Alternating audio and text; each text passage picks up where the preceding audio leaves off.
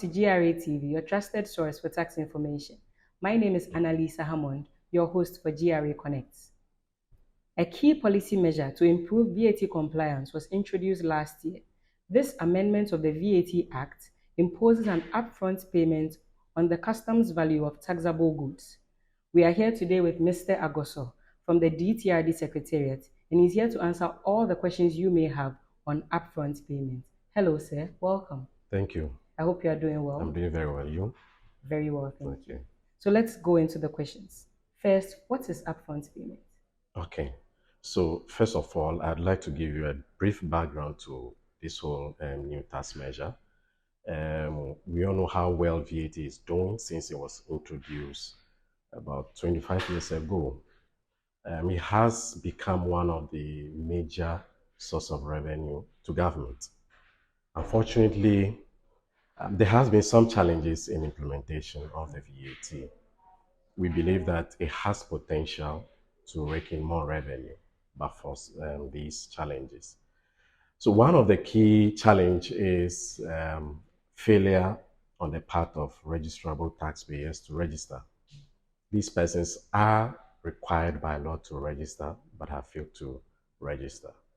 So the new amendments that have come, which is the VAT Amendment Act 2022, Act 1082, was introduced to amend the VAT Act 870 to introduce an additional sanction on importers of taxable goods. So this amendment seeks to discourage non-compliance on the part of importers of taxable goods, and then also to ensure parity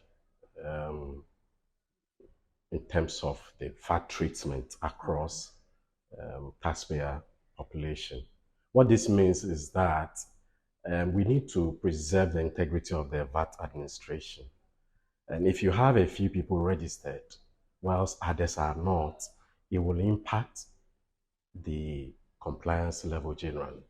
So this law seeks to improve parity, ensure that everyone who is registrable or who is required to register under the tax law has registered. Okay, thank you. So is this a new tax? Not at all. This is not a new tax. Okay. This, like we said, is a compliance measure.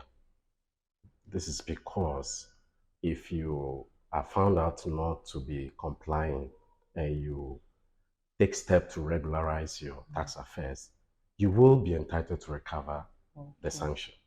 So it's not a new tax, it's just a compliance tool to encourage persons who are registrable for VAT to register. So who makes upfront payment? So this sanction or upfront payment will be applied to importers of goods at the point of import. What it means is that if you are importing taxable goods in commercial quantities and the value of the items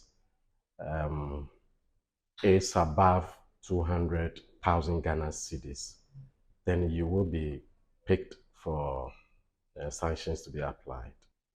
So which categories of goods attract this upfront? So far, the sanction is targeting goods that are imported for home consumption, and then goods that are also declared for auction, and then also goods that are transferred or being transferred from bonded warehouse for home consumption. So which goods then are not included? So the law had categorized the goods that are goods and persons that are excluded from the tax. All goods that the VAT Act 870 had excluded from the tax will be excluded. So we have, for instance, goods like agricultural inputs imported for home consumption. We also have petroleum or crude, oil and hydrocarbons. We have salts made for home consumption. These are under the VAT Act and they are excluded, so they are clearly excluded.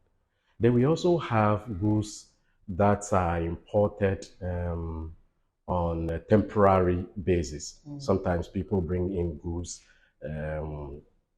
for brief period for re-export. That will be excluded. We have transshipment, goods that being moved from board other vessels. They are not supposed to be affected. We also have institutions, persons that are privileged. You have the president, you have diplomats, diplomatic missions, free zone companies, people with disabilities. These individuals are privileged persons if they import goods and they are already excluded from the tax, duties, and VAT. They will also be excluded from this upfront payment. And then also goods that have values below the 200,000 threshold. If you import goods that are below the threshold that the Commissioner General has set, then you also not be affected by this sanction. Okay, so if I import an item that is above that threshold, but it's for personal use, will I also face this sanction? Yes, it depends. Normally, if you are importing goods for personal use, you need to declare to customs if, for instance, they are personal effect. But if for any reason your import does not meet the personal effect requirements in customs, you just have to apply for a waiver, providing reasons why your specific import must not attract the tax. So how do I apply for that waiver? So there is you can apply for the waiver on the customs system, so the ICOMS single windows platform. And then this will be referred to the DTRD or the Domestic Tax Division for evaluation. And once the decision is made by Commissioner General on the matter, you will be notified. It's important that you provide reasons for requesting for a waiver, reasons that will assist the tax office to do assessment of your case. And you mentioned earlier that if I pay the upfront and I have managed to go later to do my VAT registration and file my returns, I can recover the amount of money. So how do I do that recovery? What are the conditions for that? Okay, so if you happen to be sanctioned or if you have to pay upfront VAT, all you have to do is to go to the closest tax office, which we call tax service center, to register for VAT if you are registrable or if you are required to register under the law. That's all you need to do. And we are encouraging people to do that even before they do import. Even if your import is already on the high sea coming, we have provided for you to, at the point of declaring, to also apply for waiver if you are not entitled to. But if you have to pay, then there's room for you to just comply, file your returns, and then your money will be refunded to you. So can I apply for the recovery on a taxpayers portal? Yes, that's the exact place you'll be going. You have to go to the tax portal. If you already registered, every registered taxpayer has a portal. You go to that site and then you lodge your complaint. But this is only possible after you have gone through the conditions for recovery. If you meet the requirement, the system will accept your application and then process for you.